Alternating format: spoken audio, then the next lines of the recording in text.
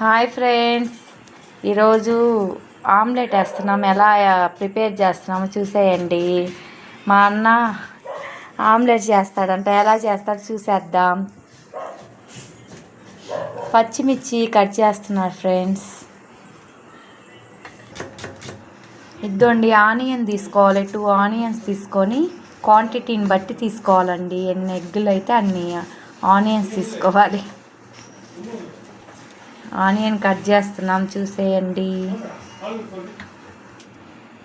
ఇద్దండి, next అల్లం వేస్తున్నామండి. Cut చేస్తున్నాం.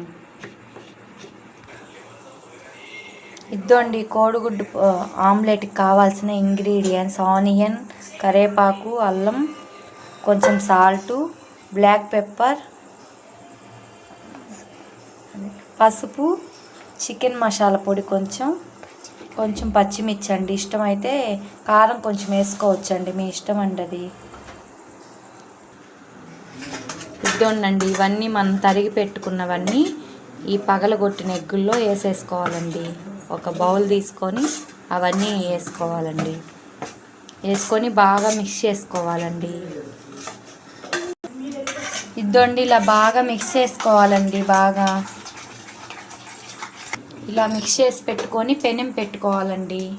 కొంచెం ఆయిల్ వేసుకొని పెనం మీద ఈ మిశ్రమాన్ని దాని మీద వేసుకోవాలి. ఇద్దండి, ఇలా వేసుకొని కొంచెం ఆనియన్స్ ఎక్కువ వేసుకుంటే టేస్ట్ బాగుంటుందండి.